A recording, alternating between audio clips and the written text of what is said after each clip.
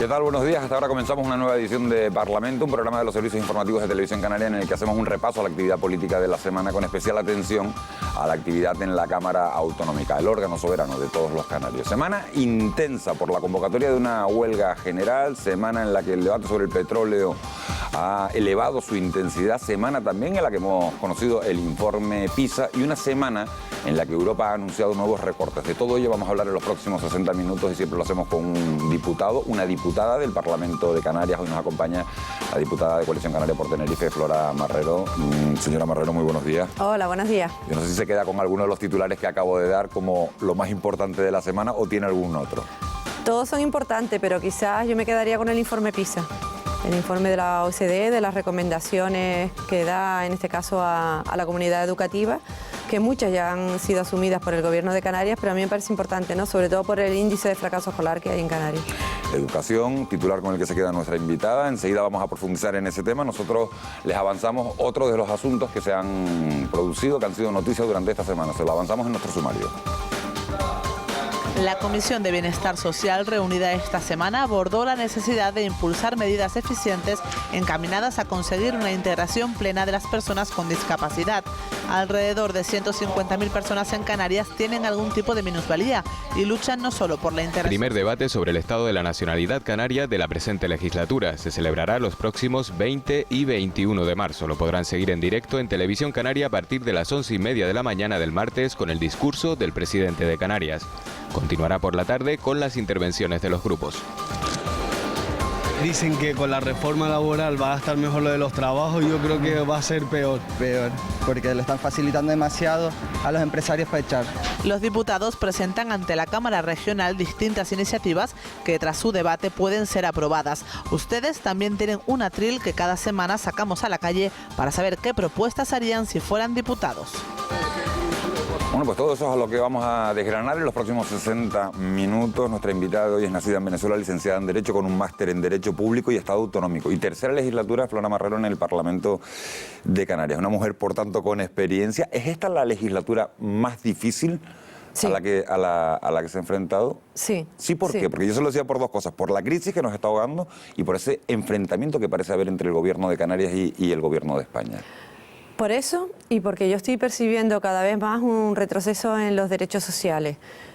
Todas las comisiones del Parlamento y todas las intervenciones y todas las políticas, y ya no digo el Parlamento de Canarias, sino cualquier ayuntamiento, todo pasa por lo que cuesta económicamente y todo pasa por una reducción de lo que son los costes. Entonces yo nunca había visto una legislatura donde cuando cada vez que quieres hacer una propuesta, pues en las proposiciones no de ley o las intervenciones siempre tienes que pensar lo que cuesta económicamente. En la primera legislatura que ya se empezaba a hablar de la crisis, pero no ¿Eso no lo hace siempre un administrador público? Sí, pero yo recuerdo los primeros presupuestos que eran expansivos y entonces tenías unas partidas económicas que lo que tenías que era priorizar a dónde destinabas esos presupuestos. Ahora no. Ahora tienes que priorizar, pero además reduciendo. Y está claro, el Gobierno de Canarias lo ha dicho y nosotros apoyamos esa propuesta que siempre es educación, bienestar social y sanidad. No es dónde se pone, sino de dónde se quita, que siempre hace También daño. es verdad. Dese cuenta que solo el Estado tiene que haber una reducción de 38.000 millones de euros a nivel del Estado y el Gobierno de Canarias, los últimos presupuestos, ya hubo una reducción de, creo que eran 300 millones de euros.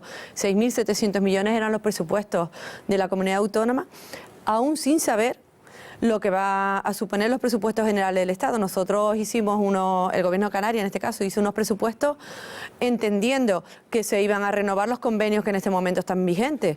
Esperemos que eso sea así y esa es la preocupación. Si al final los convenios que están vigentes en estos momentos no tienen la misma partida presupuestaria y no viene la misma cantidad económica para Canarias, pues desde luego los presupuestos tendrían que reducirse, ¿no? Una modificación. El Gobierno de Canarias ha pedido excepciones que no nos traten igual que el resto de comunidades autónomas. Mariano Rajoy no parece que esté muy por la labor de hacer excepciones. Vamos a ver, nosotros tenemos una diferencia de déficit de 600 millones en relación con el Estado. Los servicios públicos, cualquier servicio público, le cuesta mucho más a una persona que reside en Canarias. En este caso estamos hablando de las administraciones. Y es más, Canarias es una de las 3 comunidades autónomas que han cumplido con el déficit que en su momento fue estipulado por el Gobierno de España. Es decir, Canarias ha sido una comunidad cumplidora. Entonces nosotros nos entendemos que siendo una comunidad que cumplimos, ¿por qué se nos castiga desde el punto de vista presupuestario? Entre otras cosas porque no estamos en las mismas condiciones que una persona que viva en el territorio peninsular. Es una obviedad para todo, para la sanidad. Nosotros tenemos que coger muchas veces un avión para poder ser atendido en otra isla. Somos un territorio fragmentado. Hay mucha diferencia, pero ¿por qué cree que se nos castiga? Ha utilizado la palabra castigar. ¿Por qué cree que se nos castiga? Quizás porque siempre, y eso es una línea continua que pasa en todos los gobiernos de España, porque falta esa sensibilidad hacia Canarias. Ellos cuando toman decisiones las toman como si estuviesen en Galicia, en Castilla y León o Castilla-La Mancha, pero siempre, y eso es el trabajo que hacen nuestros diputados tanto en el Congreso y los senadores en el Senado, y con Ani Oramas y Pedro Quevedo, es que somos diferentes. Si nosotros no se puede poner las mismas medidas a un territorio que es totalmente diferente, nos cuesta explicarlo. Y ellos una vez que vienen aquí y que ven la situación de Canarias lo entienden, pero parece que cuando vuelven a Madrid se les olvide. Lo digo porque Rajoy ha visitado muchas veces Canarias, pero lo que estamos viendo, y esperamos que al final no sea así, que está tomando las medidas, las mismas medidas para las 17 comunidades autónomas, y no puede ser así.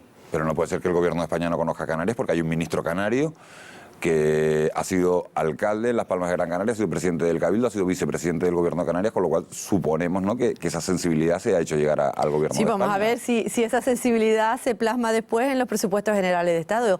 Yo creo que ese va a ser el gran reto de Soria, ¿no? Esa sensibilidad, porque es un canario, pues que al final en el Consejo de Ministros diga que Canarias tienen que renovarse, por ejemplo, los convenios, y que Canarias, que ha sido una comunidad cumplidora desde el punto de vista del déficit, pues que no se nos puede castigar. Yo espero que eso suceda el 30 de marzo, que es cuando va a presentar los presupuestos. ¿Nota usted esa sensación de enfrentamiento entre el Gobierno de Canarias y el Gobierno de España, o es algo que está únicamente en los medios de comunicación? Usted es parlamentaria, forma parte de un grupo y de los órganos de dirección de Coalición Canaria, el partido que apoya al Gobierno. ¿Es una sensación mediática, es una guerra mediática únicamente, o esa tensión entre ambos gobiernos existe? No, vamos a ver, todo está fundamentado en función de las decisiones que se están tomando, y me explico. Todos recordamos la supresión de las bonificaciones de las tasas aéreas a principios de enero. Eso fue denunciado en su momento por el Gobierno de Canarias porque perjudica a Canarias desde el punto de vista del transporte de las personas que residen en Canarias entre islas. Y después fue unido, por ejemplo, con el tema de la supresión de Spanair. Nosotros, cuando ha habido alguna denuncia ante el Gobierno de España en estos meses que lleva gobernando, está en función de las decisiones que toman. Todos recordamos el tema de las prospecciones petrolíferas, fue una decisión que se dijo que iban a comenzar, después nos dieron un plazo para argumentar en función de los informes que a su vez nos iban a dar. Es decir, el Gobierno de Canarias, y me consta, y yo soy nacionalista y apoyo en este caso al Gobierno de Canarias por el pacto, además por el Partido Socialista, queremos una buena relación con el Gobierno de España, pero el Gobierno de España no está poniendo las cosas fáciles a las personas que residimos en Canarias, por lo menos en este momento. ¿Y son reconducibles, señora Marrero, esas relaciones? Por supuesto, además los canarios somos unas personas que tenemos un carácter amable, que lo que queremos siempre es el diálogo, y lo único que estamos pidiendo es que se nos trate en función a nuestras particularidades. Y además estamos es un tratamiento igual. Un tratamiento igual a las personas que residimos aquí, pero como si viviésemos en la península. Y eso es lo que estamos diciendo, no parece una contradicción. Decimos, queremos un tratamiento diferente, lo decimos por un lado, pero un tratamiento diferente porque residimos en Canarias. Pero lo que queremos es que los servicios públicos no cuesten lo mismo que como estuviésemos en la península, que la educación, que en este caso que la sanidad, inclusive el bienestar social, que también las prestaciones, que nos cuesten lo mismo. Y en este momento no nos cuestan lo mismo. Hace un instante recordaba, señora Marrero, que usted tiene un máster en Estado autonómico. ¿Cree que la idea final del Partido Popular es proceder a un recorte de las competencias de las autonomías, volver a eso que llaman una España más unida, más fuerte? Desde luego los nacionalistas sí creemos en el Estado de las autonomías. Yo no sé si el Partido Popular cree o no en el Estado de autonomía. Las decisiones que tome de cara al futuro se verán. Desde luego hay un marco constitucional que tiene que respetar. Yo no veo al Partido Popular reformando la Constitución y repito, veremos lo que pasa. En materia de sanidad, por ejemplo, se está hablando de una reforma que lo propuso además la consejera Brígida Mendoza, de una reforma de la cartera de servicios, que aquellas prestaciones, que saben que las transferencias las tenemos transferidas desde hace 18 años, que aquellas prestaciones que vengan nuevas a las comunidades autónomas vengan con una ficha financiera. Digo, un ejemplo como puedo decir cualquier otro. Que el Partido Popular cree o no en el Estado de las autonomías se verá, pero lo que tengo claro es que está obligado a creer en el Estado de las autonomías porque lo mandata la Constitución. Hablábamos de recortes, de imposiciones en el caso del petróleo, que lo vamos a tocar en un instante, quejas con respecto a la actitud de momento del Gobierno de España. Le hago otra pregunta, ¿estábamos mejor con Zapatero? No, vamos a ver, esto no se trata de estar ni mejor ni peor, se trata, una vez más, y siempre lo decimos por activa y por pasiva, que aquellas demandas que necesitamos, las personas que residimos en Canarias, los hombres y mujeres, se nos atiendan. Y cuando nosotros apoyamos los famosos presupuestos generales del Estado de Zapatero, porque además estuvimos en contra en muchas decisiones, tuvo anioramas en contra, fue a cambio de partidas económicas para Canarias.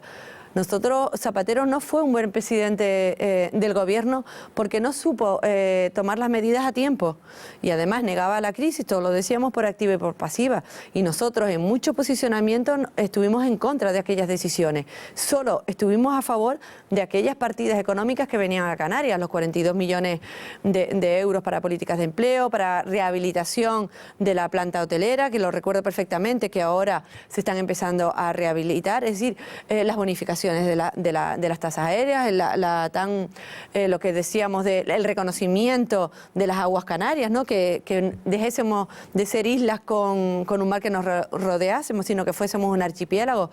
Y nosotros aquellas cosas que decíamos que necesitábamos fue cuando apoyamos, de resto estuvimos siempre en contra.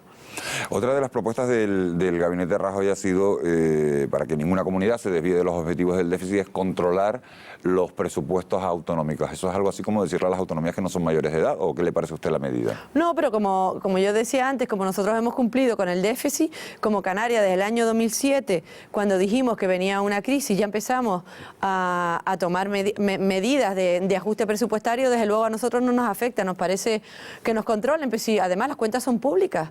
Yo creo que eso es una obviedad que lo hace para aquellas comunidades que son incumplidoras, entre otras algunas del Partido Popular.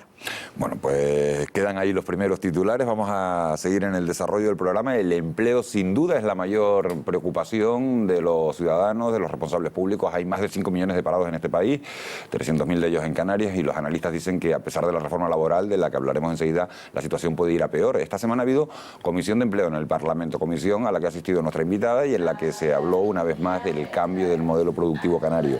La consejera Margarita Ramos señaló que la sostenibilidad es un concepto transversal para todas las políticas del gobierno. Ramos se planteó la viabilidad del actual modelo turístico canario dado el alto grado de consumo de recursos que implica y la cantidad de residuos que genera. Hay que diversificar la oferta turística y hay que comenzar a preguntarse si un volumen de 12 millones de turistas en un año es sostenible para Canarias. Los recursos que consume ese turismo, recursos naturales como agua, recursos energéticos como la electricidad, la necesidad de refrigeración, aire acondicionado, los vertidos, los residuos que genera ese turismo. Bueno, pues esas declaraciones que acaban de oír fueron matizadas después por la propia consejera de Empleo. Usted estaba en esa comisión. ¿Se explicó mal la consejera o le pudo la sinceridad? No, lo acabamos de escuchar. Ella lanzó una pregunta simplemente. Ella en ningún momento habló de limitar la llegada del número de turistas. Ella dijo que teníamos que plantearnos dentro de lo que es la sostenibilidad. Además, lo dijo el presidente del gobierno la semana pasada cuando estuvo hablando de las prospecciones petrolíferas, carboníferas, que es un concepto que tenemos que aplicar en todos los ámbitos, en los ámbitos económicos, en los ámbitos sociales, y ella dijo, ¿es sostenible el modelo que tenemos? Está claro que el turismo es el 30% del Producto Interior Bruto y no podemos prescindir del turismo. Ahora, ¿queremos un turismo de más calidad? ¿Queremos un turismo que gaste más cada vez que viene a Canarias? ¿Queremos un turismo que no sea solo sol y playa? Lo tenemos clarísimo. Queremos un turismo cultural, un turismo de deporte, un turismo de volcán, por ejemplo, ahora a raíz de lo del volcán. Queremos diversificar la oferta turística. Ahora, ella simplemente lo que hizo, planteó una pregunta en el aire, pero ahí, y además lo acabamos de ver, en ningún momento habló de limitar la llegada al número de turistas. En cuanto a turismo, estamos bien. Hoy se han vuelto a dar datos. La ocupación en Semana Santa va a estar por encima del 90% y, bueno, a pesar de estar en un año complicado, parece que la cifra se mantiene. En cuanto al empleo, ¿estamos en el peor panorama, señora Marrero, de que podemos estar, o la situación todavía puede ser un poco más complicada? Bueno, Rajoy dijo que a final de año iba a haber cerca de 600.000 personas más que pierdan su puesto de trabajo. Fue unas declaraciones del propio presidente del gobierno. Yo espero que Canarias hayamos llegado a nuestro techo, pero bien es verdad que Canarias es la comunidad autónoma que menos empleo ha destruido, y Canarias, aunque parezca una paradoja, siguen llegando a esta tierra personas en busca de un empleo. En concreto, 20.000 personas han llegado. Ese es el motivo, según el presidente del gobierno, por el cual sube la tasa de paro a pesar de generar empleo. Claro, que han venido 20.000 personas a esta tierra, es decir, Canarias sigue siendo una tierra de oportunidades. Ahora, nosotros entendemos, y porque hay muchas personas que tienen una media de edad de 30 años, que son las personas que vienen, los jóvenes, hombres y mujeres que vienen del sector de la construcción, que no tienen formación, y ese es el gran reto. De ahí la apuesta del Gobierno de Canarias, por ejemplo, para emplear a estas personas en lo que es la rehabilitación de la planta hotelera, ¿no? Hablábamos de la reforma laboral hace un instante, es una de las noticias sin duda de las 2 últimas semanas, desde que se anunció esa huelga general para el próximo 29 de marzo. ¿Cree que es necesaria la huelga general? Y 2, ¿cree que es conveniente la fecha un día antes de que esos presupuestos generales del Estado se den a conocer en el Parlamento? Porque a lo mejor si la huelga se hace después, hay más razones para protestar. Yo voy a ser muy respetuosa con las decisiones de los sindicatos, ¿no? Los sindicatos han decidido, pues, convocar una huelga para el 29 de este mes, y yo creo que hay que ser totalmente respetuoso con la decisión. Bueno, con la fecha. ¿Y la huelga es necesaria o no es necesaria? Vamos a ver, desde luego que ha habido una reforma laboral muy dura. Muy dura. Yo estoy muy preocupada, por ejemplo, con la supresión de las negociaciones colectivas.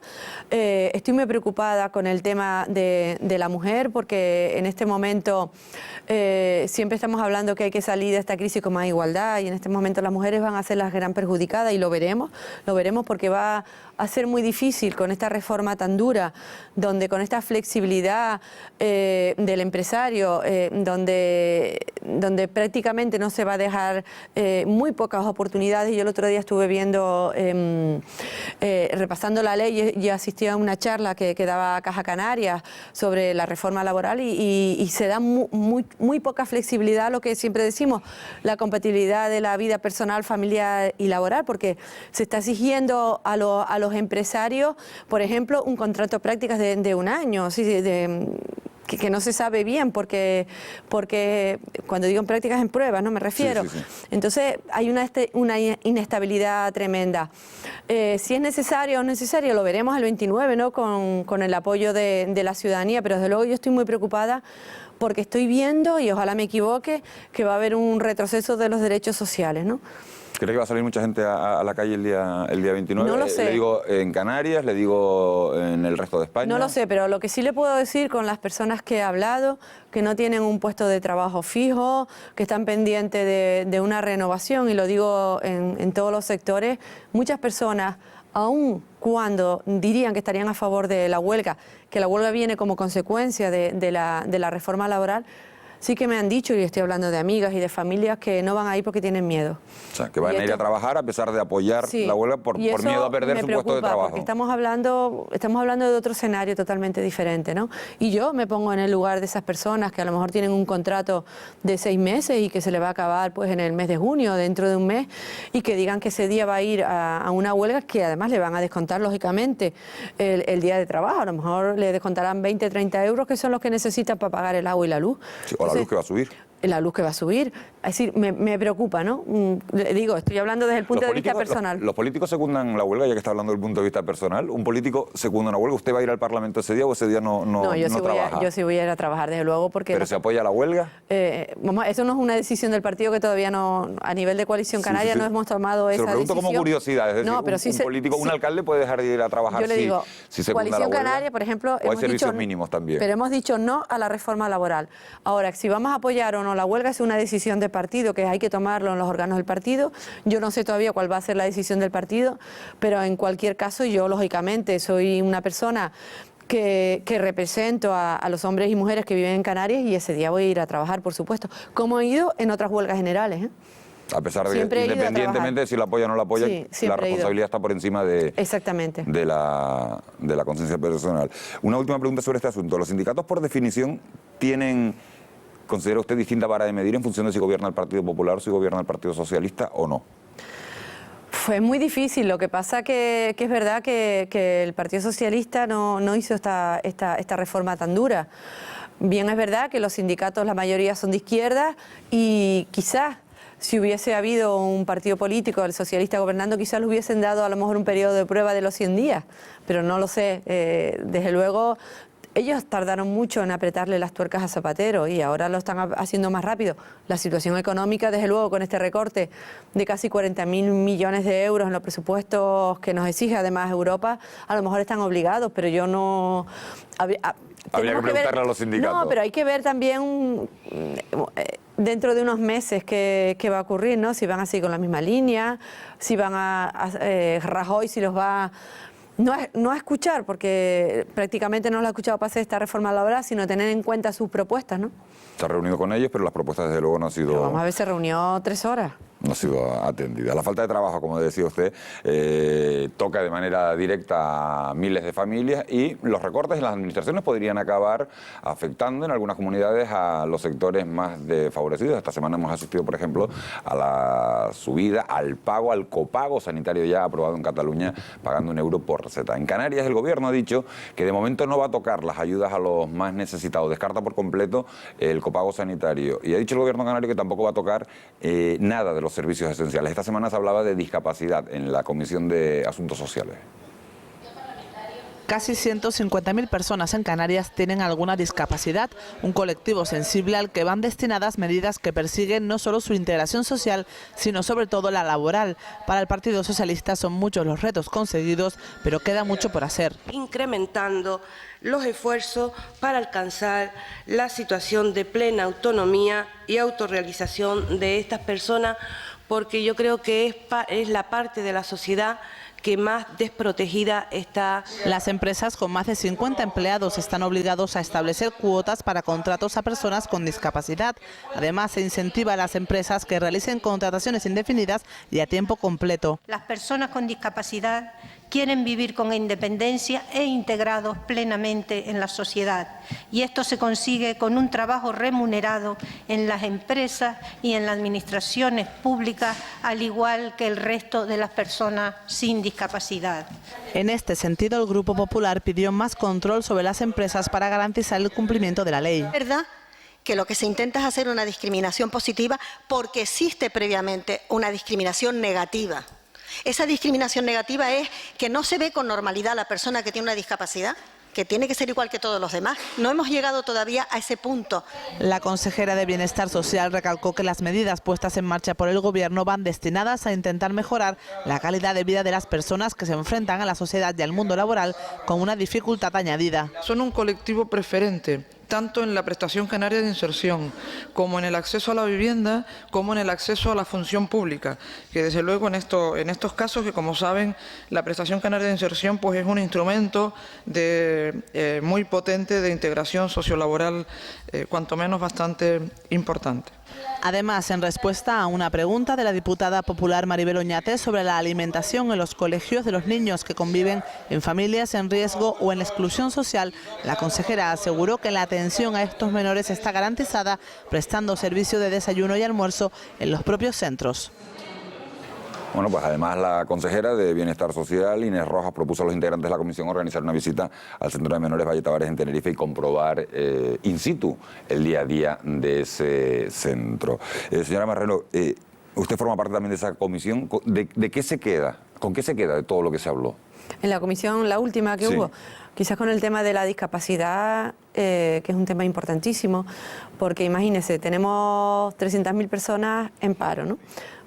Hay un número importante de personas con discapacidad, donde si es difícil conseguir un puesto de trabajo para las personas que tienen discapacidad, le cuesta pues el triple, porque muchos empresarios pues no tienen esa sensibilidad, aun cuando aquellas empresas de mayor de 50 trabajadores tienen una obligación de contratar a un 2% de personas con discapacidad.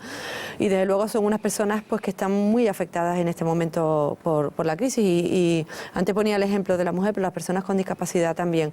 Y después pues también con la preocupación que casi hay 1.400 menores en situación de exclusión social, pues que tienen que ser atendidos, en este caso por la Consejería de Bienestar Social, porque sus padres no le pueden dar el almuerzo, ¿no? Y que muchos menores, y eso lo hemos hablado en varias comisiones, muchos menores inclusive van a clases sin desayunar, y el desayuno se le da en el centro escolar. 1.200 personas, 1.200 niños. 1.400 niños creo que era la cifra que se daba esta semana. Hemos hablado de recortes, de dónde se quita, de lo complicado que es hacer los presupuestos en un tiempo de crisis. Esta semana hemos asistido a la aprobación por parte del Parlamento catalán de aprobar el copago sanitario, pagar una receta, €1 por receta, también con la abstención del Partido Popular, con lo cual ha podido salir la iniciativa adelante. En Canarias se ha descartado esa medida. Le pregunto, ¿los servicios esenciales van a poder mantenerse? Hablo de sanidad, hablo de educación en las condiciones actuales. Y de bienestar social lo ha dicho el presidente del Gobierno, lo dijo en su discurso de investidura y en todas las intervenciones del Parlamento. El presidente siempre ha dicho que hay 3 áreas que son prioritarias, que no han sufrido recortes, que es educación, bienestar social y sanidad. Inclusive la consejera daba un dato que en tema de atención a la infancia había habido un incremento en estos presupuestos del año 2012. Esas son las áreas prioritarias, que no han sufrido recortes y desde luego la sanidad en Canarias no está en la situación que está, por ejemplo, en Cataluña. No se van a cerrar hospitales ni se van a cerrar plantas como sí ha sucedido en Cataluña. Por lo menos eso en este momento es una prioridad del Gobierno y yo estoy convencida que va a ser así. Y la gente que peor lo está pasando puede estar tranquila de que por lo menos esas ayudas sí van a seguir, las van a seguir recibiendo y que esa parte no se toca. Es decir, que ya se buscará el toda dinero. la parte de bienestar social, todas las personas que están recibiendo una prestación conforme a la Ley Canaria de prestación tienen que tener la tranquilidad que la van a seguir recibiendo. Y las personas en tema en sanidad también, es decir, no va a haber ningún tipo de recorte. Otra cosa es que es verdad que a los profesionales en el ámbito sanitario, que son unos buenos profesionales, sí se les ha pedido un esfuerzo con el tema de los horarios laborales, de que trabajen... eran 2 horas y 20 minutos. De 35 a 37 con 20 minutos, es decir, 2 horas a la semana más y 20 minutos, que estamos hablando de media hora más al día. Eso sí es verdad, que es un esfuerzo que se le ha pedido a los profesionales, que cada gerencia tiene que gestionarlo de manera autónoma, pero que se está haciendo para no despedir a ninguna persona y para que la asistencia sanitaria sea la misma. Y desde luego es una medida que viene en función de la supresión del convenio colectivo del año 2007, es la única medida que se ha suprimido y es el esfuerzo que ha pedido el Gobierno de Canarias, que no significa que se vaya a prolongar en el tiempo, sino hasta esta situación coyuntural en la que estamos, ¿no? Bueno, pues nos quedamos con ese titular de que por lo menos los que peor lo pasan van a seguir recibiendo esas ayudas. Vamos con más asuntos. Canarias está llena de pequeñas y medianas empresas que están mirando al futuro en estos momentos con bastante incertidumbre. El sector comercial pide a gritos ayudas, pero a veces esas ayudas tardan en llegar por la maraña administrativa en la que nos movemos. Esta semana en el Parlamento se ha tratado de buscar una solución a todo eso. Una avenida peatonal de fácil acceso con una amplia oferta de comercio minorista. Es la organización típica de una zona comercial abierta. Este proyecto del gobierno canario tiene como fin estimular la actividad del pequeño y mediano comercio. Probablemente no el gobierno de Canarias, pero sí las instituciones insulares y locales hayan confundido un plan que tenía como objetivo, y usted recordaba, mejorar la competitividad comercial para justificar determinadas obras simplemente de urbanización que no han venido acompañadas, no en todo caso, pero sí en algunos, del respaldo suficiente para finalmente dinamizar esa zona. El programa de zonas comerciales abiertas, en vigor hasta 2014, establece una inversión total de 32 millones de euros. Creemos necesario que se impulse una agilización de los convenios, que a largo plazo también se determinen las zonas comerciales abiertas pendientes de desarrollar, ya sean nuevas o consolidación de las existentes, cuando haya, pues, en este escenario de restricción, pues los fondos suficientes para acometer las obras que sean necesarias. Facilitando el acceso a los puntos de venta del pequeño y mediano comercio, se busca mejorar la competitividad de un sector que genera un 20% del empleo en las islas. La propia Ley de Comercio Canaria no ha podido limitar el emplazamiento de grandes superficies, sino por motivos de carácter medioambiental. La directiva Bolkestein en eso es terminante, decía, por razones económicas no se puede limitar la competencia. Y por lo tanto lo que hay que hacer es preparar a la gente para la competencia. Los beneficiarios del programa son ayuntamientos y asociaciones de comerciantes. Yo no sé si estos recursos que van dirigidos y destinados a las organizaciones empresariales que aglutinan o son representativas del pequeño comercio están controladas por el Gobierno de Canarias. Quiero decir, ¿se conoce de forma exacta a qué se dedican esos recursos?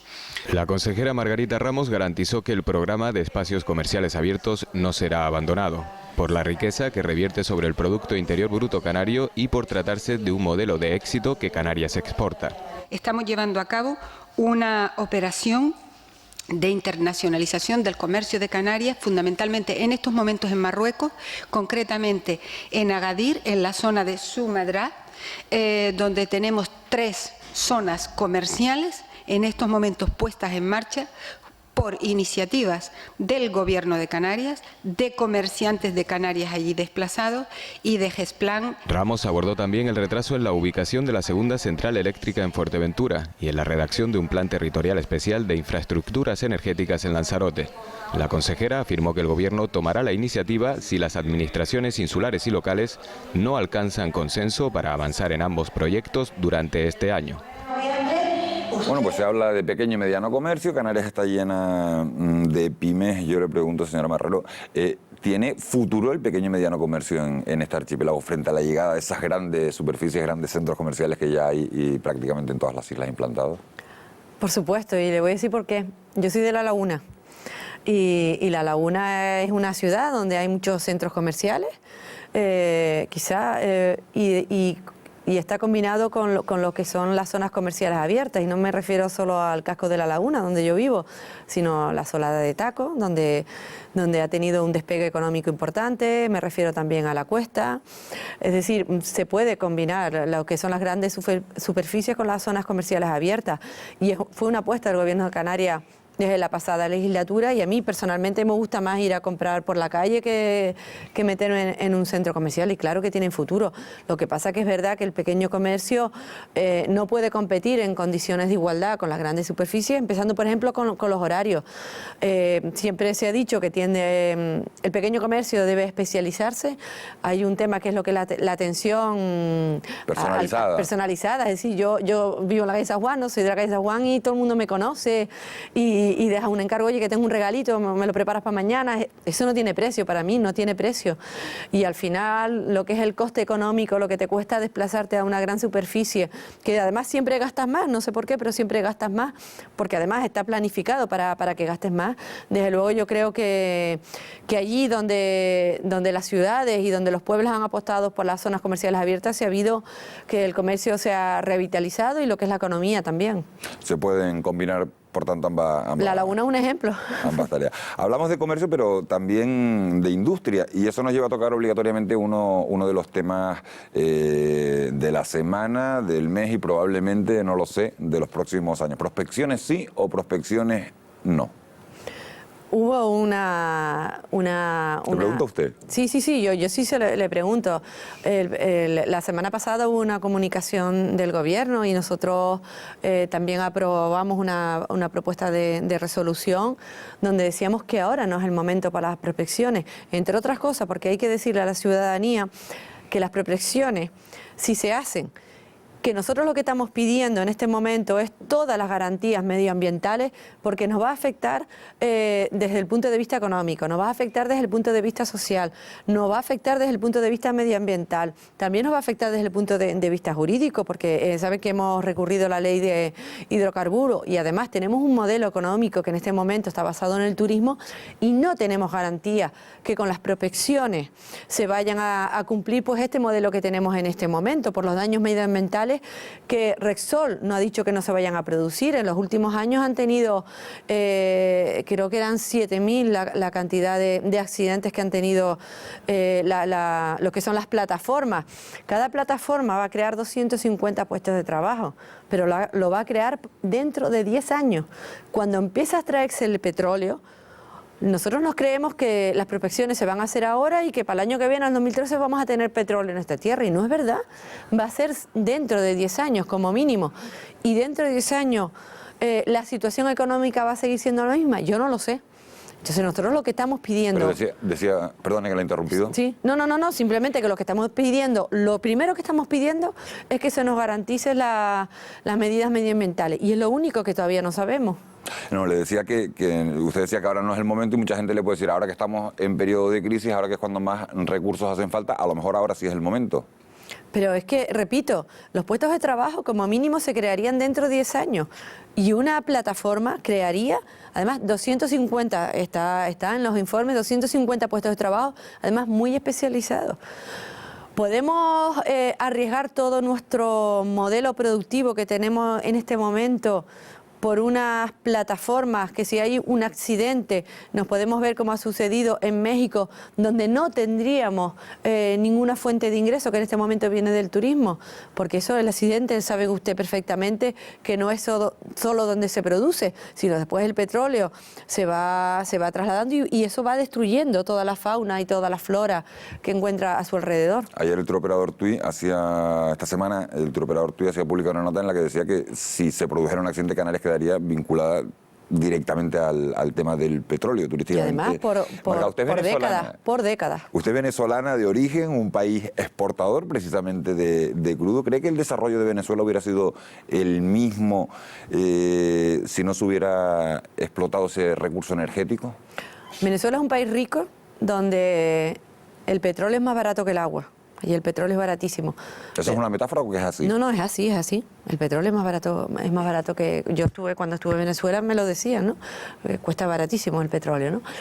Y es un país donde las diferencias sociales son muy altas, es decir, saben las personas que viven en los cerros, que hasta hace poco ni siquiera tenían un DNI, y donde es un país donde la gente es o muy rica, o es muy pobre, es decir, hay muy poca clase media como tenemos, por ejemplo, en este momento en el Estado español. ¿Qué quiero decir con ello?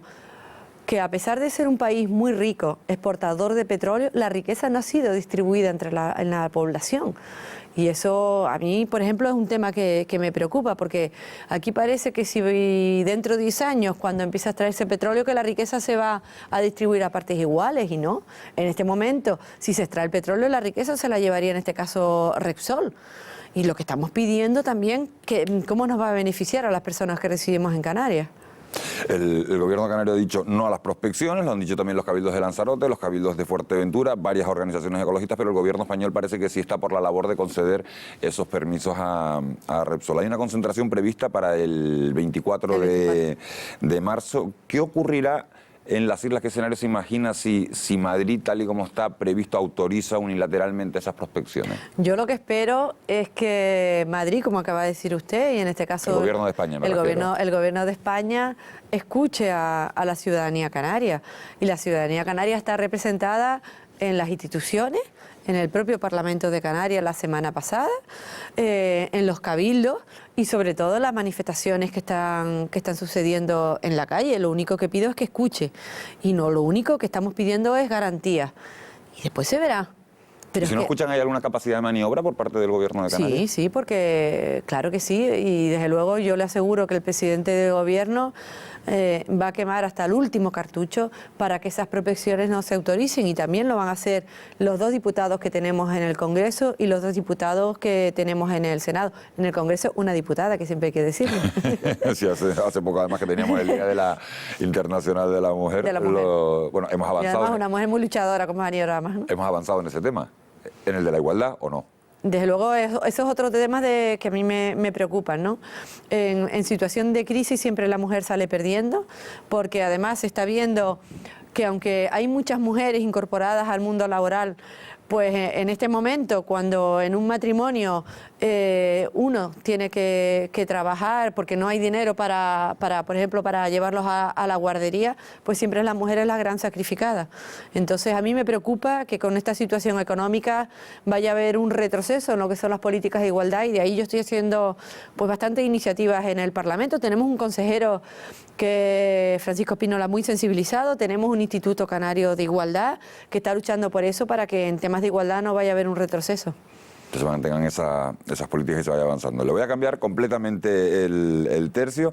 Vamos a hablar ahora de cuestiones relacionadas con la salud, porque en el Parlamento se ha hablado esta semana también de sanidad, en concreto de la polémica suscitada por la orden dada a los médicos para prescribir los medicamentos por principio activo, los llamados medicamentos genéricos. Esta semana, el presidente de la Cámara, Antonio Castro, junto a los portavoces de sanidad de los grupos parlamentarios, se reunían con el presidente del Colegio de Médicos de Santa Cruz de Tenerife, que por cierto, junto con su homólogo de Las Palmas, han alzado la voz contra esta medida. El objetivo del encuentro, pues acercar posturas y lanzar un mensaje tranquilizador a los ciudadanos. El representante del colegio destacó que es el médico el que debe tener la potestad para recetar un medicamento independientemente de la marca. Es el médico el que debe tener la indicación de, conociendo toda la patología del paciente, puesto que el farmacéutico no la conoce, el que debe indicar dentro de todos los medicamentos que haya, porque a nosotros nos gustaría quitar de la polémica el problema de genéricos o marcas. O sea, dentro de todos los medicamentos que hay, el que debe indicar cuál es el adaptado a toda la patología de ese paciente. Bueno, pues precisamente este tema ha llegado a la Comisión de Sanidad esta semana. Todos los grupos parlamentarios, incluida la consejera del área del Gobierno, han coincidido en que la receta por principios activos es acertada. Insisten en que el paciente tiene que estar tranquilo y confiar en su médico, y lo dicen con conocimiento de causa, ya que todos los portavoces y la consejera son precisamente médicos. En Canarias, más del 70% de los medicamentos recetados son genéricos, una práctica que no entraña ningún riesgo para el paciente. Para el Grupo Mixto, el Real Decreto que obliga a la prescripción por principio activo es eficiente, aunque llega tarde. Aquí se ha perseguido legítimamente mejorar la seguridad terapéutica, pero también sostener el gasto sanitario en parámetros razonables y comparables en esta materia con nuestro entorno. El Real Decreto establece que el médico debe prescribir el principio activo o genérico por encima de la marca, aunque también establece excepciones. La ley recoge expresamente la posibilidad de excepciones e incluso la posibilidad de mantener en la receta el nombre comercial del fármaco si este se ha venido al precio menor. Y ese es el fármaco que desea el paciente. El Grupo Nacionalista recordó que el Gobierno de Canarias intentó en 1996 incorporar esta medida a sus competencias, aunque no fue posible. Si en tan pocos meses estamos ya cerca del 80% de la prescripción por principio activo, es indudablemente porque se ha venido haciendo un trabajo con anterioridad. El Grupo Popular coincidió en insistir en que la prescripción por principio activo es una medida acertada que aporta eficiencia y sostenibilidad al sistema sanitario. A través de uso racional del medicamento, a través de formación a los profesionales, información y educación sanitaria de la población, para que nos apartemos de una sociedad altamente medicalizada.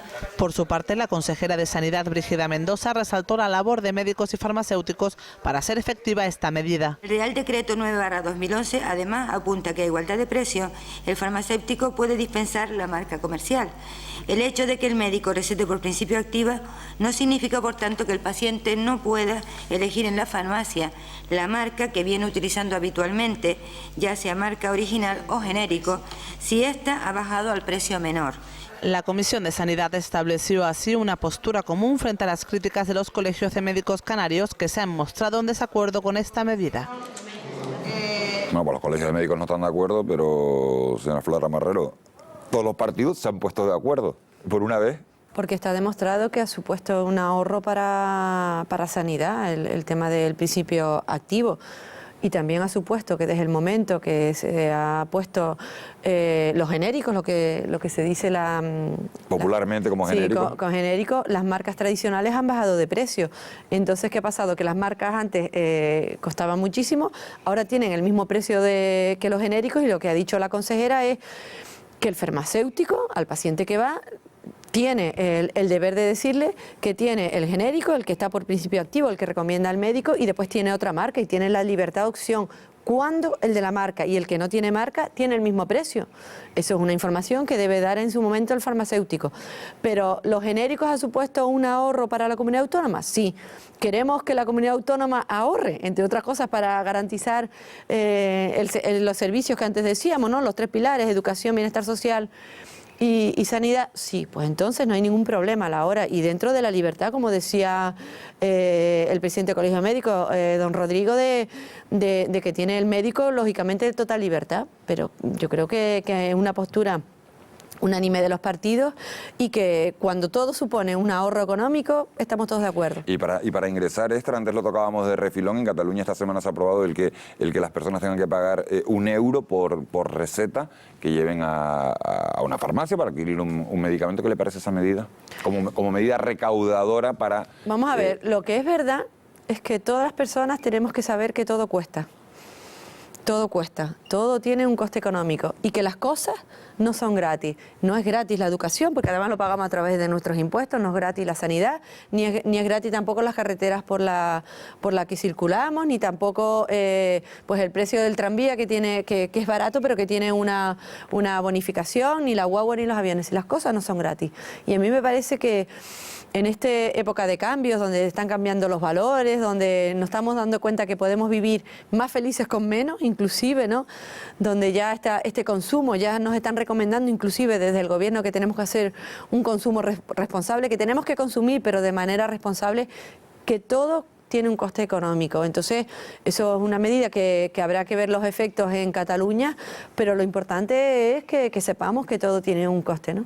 Estábamos viendo la Comisión de Sanidad y me ha venido a la cabeza una imagen que veíamos en el pleno de la semana pasada, y aprovecho para preguntarle. Hablaba Mercedes Roldós, la que fuera consejera de Sanidad, que también es médico de profesión, y un grupo de mujeres se presentaba en el Parlamento con una pancarta protestando por la reforma de la ley del aborto que quiere sacar adelante el Partido Popular. Usted es mujer, aprovecho que hablábamos de sanidad para preguntarle por esa reforma Sí, además ese día las mujeres de Coalición Canaria, las diputadas, fuimos a dar con las personas que se estaban manifestando, fuimos en el pleno, pues fuimos todas además a dar con ellas.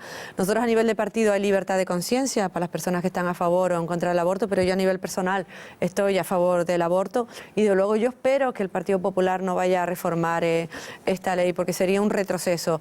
Nosotros siempre decimos que el aborto, entiendo yo, es una decisión pura y exclusivamente de la mujer.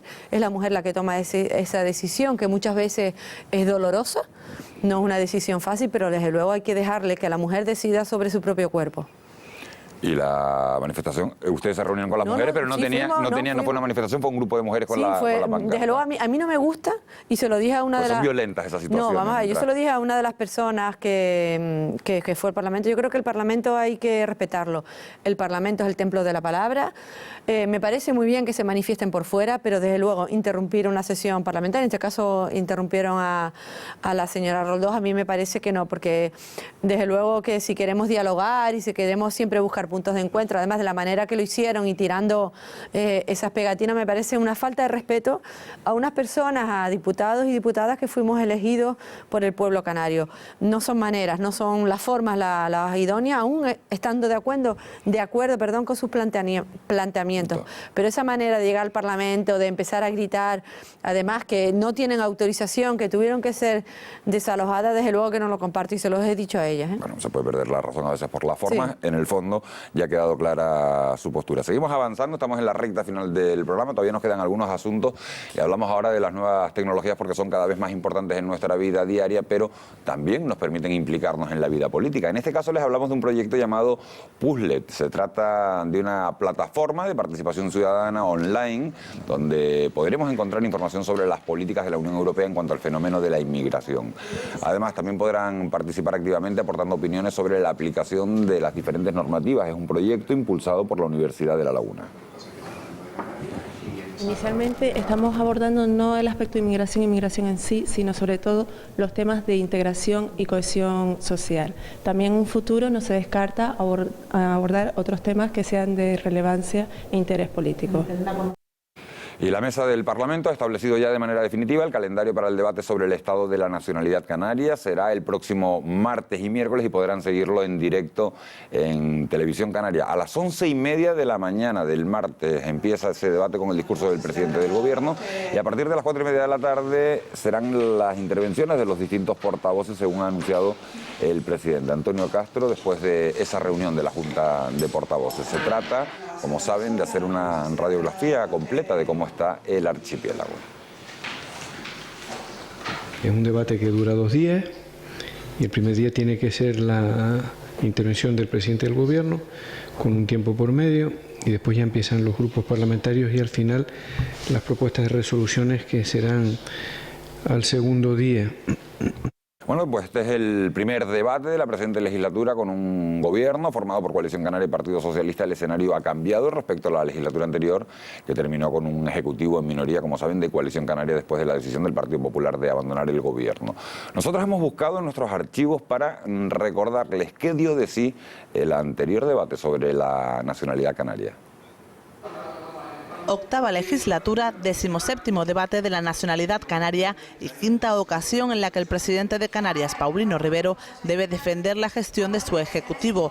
Anteriormente lo ha hecho en alianza con el Partido Popular, en minoría, y ahora por segunda vez en la historia de la autonomía, Rivero subirá a la tribuna de oradores como cabeza de un gobierno formado por Coalición Canaria y el Partido Socialista. La ausencia más destacada, la del hasta noviembre de 2011 jefe de la oposición, José Manuel Soria, ahora ministro de Industria, Turismo y Comercio, quien ya ejerció función opositora al pasado debate tras romper su pacto de gobierno con los nacionalistas. Una intervención que con la réplica de Paulino Rivero y anecdóticamente parecía presagiar el futuro estatal de Soria. Mi grupo parlamentario anuncia su predisposición a evaluar, a estudiar, a analizar y trabajar para que en cuantas propuestas que se realizan al respecto por parte de cualquier grupo parlamentario también puedan ser tomadas en consideración. Pero yo entiendo que usted tiene 2 almas, una se debe a Canarias y otra en la política de ámbito de Estado. Yo solamente tengo una, me debo a Canarias.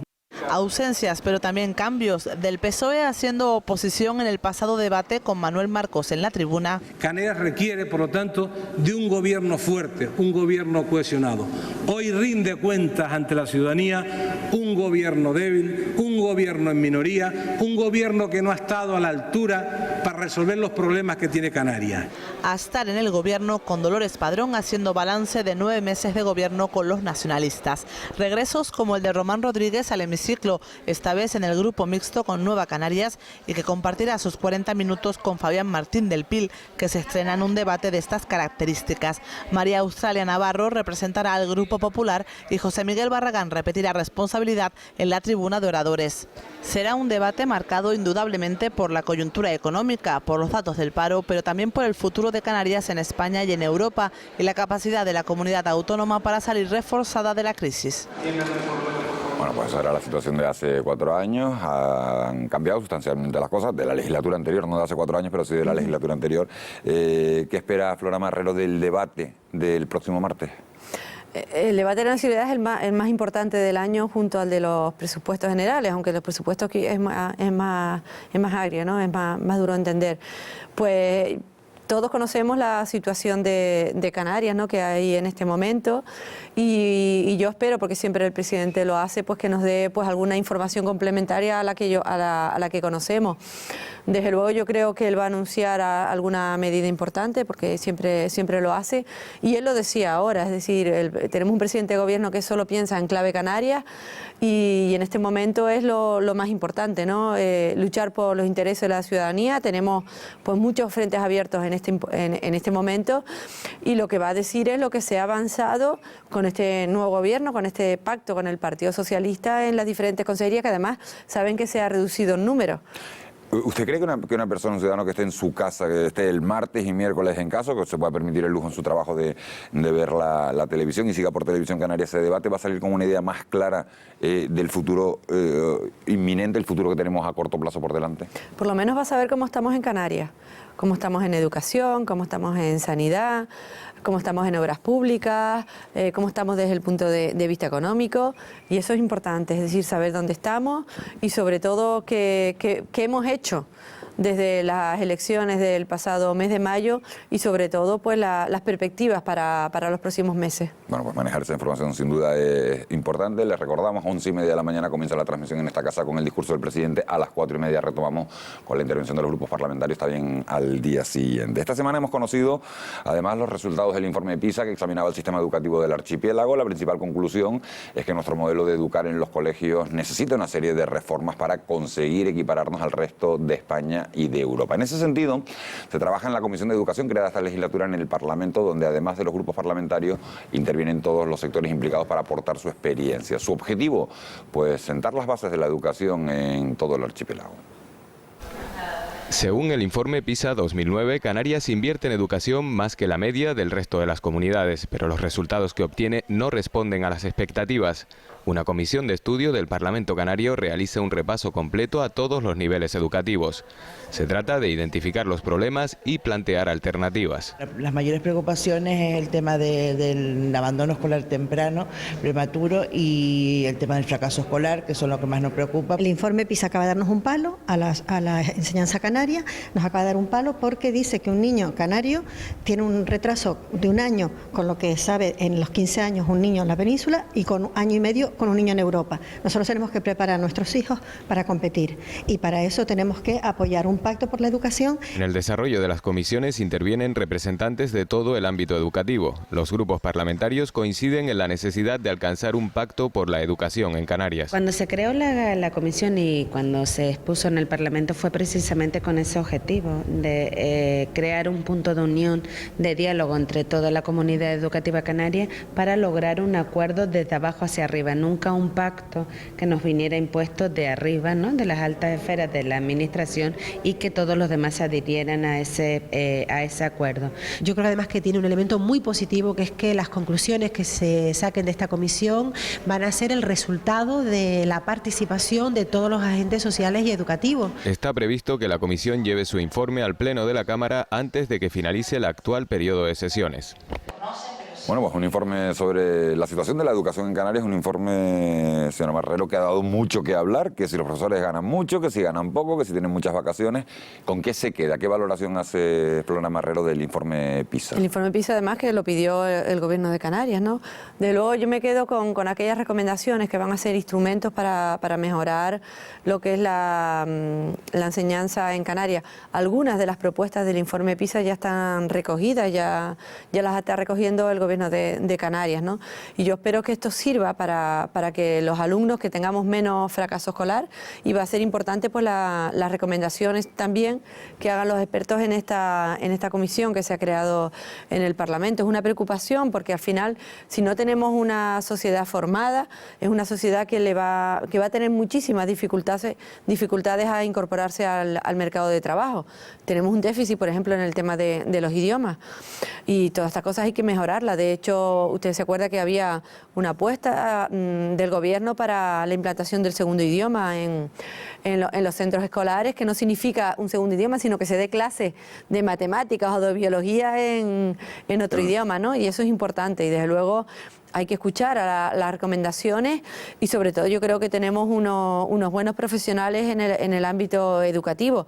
Desde luego en todos sitios hay excepciones, como en cualquier profesión, pero yo por lo menos, lo digo porque tengo muchas amigas y primas que son maestras, son unas personas que están dedicadas en cuerpo y alma a lo que es la enseñanza, además porque lo viven y porque le gustan. Se pedía también mayor implicación de los padres en esa... Eso quizás es una asignatura y yo creo que también es importante que el profesor recupere lo que se dice, lo que es la autoridad, ¿no? Lo que no puede ser en este momento es que cuando yo era pequeña, y seguro que usted también, cuando era castigado en el colegio, lo primero que hacía o lo primero que intentaba era que sus padres no se enteraran. Porque claro, sabía que le caía otro castigo al llegar a su casa, por lo menos a mí me pasaba, ¿no? Que yo siempre hay que no se entere papá, que no se entere papá. Y ahora lo que me dicen mis amigas es que cuando castigan a un niño va la madre a discutir a ver por qué castigaron, no en todos los casos, pero en muchos casos, a ver por qué castigaron al niño. Es decir, mi padre nunca puso en cuestión un castigo de un profesor y ahora está pasando como lo contrario, por eso es importante que el profesor recupere lo que es la autoridad. Bueno, pues nos quedamos con esa reflexión. Nosotros seguimos avanzando. La actividad parlamentaria de la semana nos ha dejado otros asuntos y los repasamos ya de manera bastante más breve. El presidente del Parlamento, Antonio Castro, recibía esta semana al responsable de la Organización Nacional Impulsora del Discapacitado, OID, Dionisio González, que expuso a Castro los proyectos de este colectivo y también algunas de sus reivindicaciones, entre ellas la de la obtención de licencia de juego autonómico para sus actividades. El Parlamento de Canarias ha firmado un convenio de colaboración con la Asociación del Consejo Canario del Movimiento Europeo, presidido por la diputada popular María Australia Navarro. El Consejo se dedica a promover los valores democráticos dirigidos a un desarrollo de un modelo político de descentralización territorial y defensa de los derechos humanos. El general jefe de la Brigada de Infantería Ligera de Canarias, Alfonso García Vaquero, ha visitado esta semana al presidente del Parlamento. El último destino de García Vaquero ha sido el mando del Tercio Duque de Alba de la Legión, ubicado en Ceuta. Bueno, y como cada semana hemos sacado nuestra pequeña tribuna a la calle para que ustedes nos digan qué harían, qué iniciativas llevarían a cabo si fueran diputados. Esto es lo que nos han contado. Lo más grave es que no se soluciona la cuestión del paro, ¿no? Y que hay mucha gente que no está trabajando y lo están pasando mal. En realidad lo que pienso de la crisis es que nuestros políticos no han trabajado eficientemente por ella, por nosotros, sino por sus propios intereses. Y en definitiva, los políticos están todos muy bien puestos y los trabajadores muy mal. Antes podía trabajar y estudiar y ahora solo me tengo que dedicar a trabajar, al poco trabajo que hay, para poder sobrevivir. Antes podía estudiar y lograrme mi futuro mientras trabajaba, pero ahora trabajar para vivir y ya está. Dicen que con la reforma laboral va a estar mejor lo de los trabajos, yo creo que va a ser peor. Peor, porque lo están facilitando demasiado a los empresarios para echar. O sea, es lo que tendrían que llegar a un acuerdo y facilitar más la contratación que el despido. El político tiene que empezar por los barrios, no solo la zona centro, tal, sino ocuparse de los pueblos pequeños y no solo visitarlos una vez cada 4 años, sino caminar por la calle. La reforma me parece súper mal porque están abaratando el despido en vez de ayudar a que genere más trabajo. Estoy en paro, estoy estudiando, he solicitado una beca y no me la han dado, pero tenemos salud, que es lo principal, con lo cual si hay que coger la maleta y emigrar, emigraremos. Bueno, esta mujer fuerza tiene, desde luego, estaba dispuesta a cualquier cosa por encontrar un trabajo, decía que la salud es lo importante. Reforma laboral, retroceso de derechos sociales, señora Marrero, lo que hemos venido hablando prácticamente en la última hora. Yo espero que a esta chica no le pase como a mis padres que tuvieron que emigrar, ¿no? Para que yo pudiera estudiar. Espero que consiga trabajo en Canarias. ¿Lo conseguiremos? Claro que sí, hay que ser optimista. Señora Marrero, ha sido un auténtico placer tenerla esta mañana aquí. Flora Marrero, diputada de Coalición Canaria por Tenerife. Feliz debate del Estado de la Nacionalidad. Vamos, muchas gracias por invitarme. Gracias a ustedes también por haber estado al otro lado de la pantalla. Ya saben que si tienen cualquier sugerencia, cualquier idea que nos quieran hacer llegar, lo pueden hacer a través de una dirección de correo electrónico que es parlamento@tvcanaria.tv. Nosotros, si les apetece, volvemos a encontrarnos la próxima semana para hacer un resumen sobre el debate del Estado de la Nacionalidad, pero recuerden, la próxima cita parlamentaria va a ser en esta casa el martes a las 11:30. Gracias por su compañía. Feliz domingo.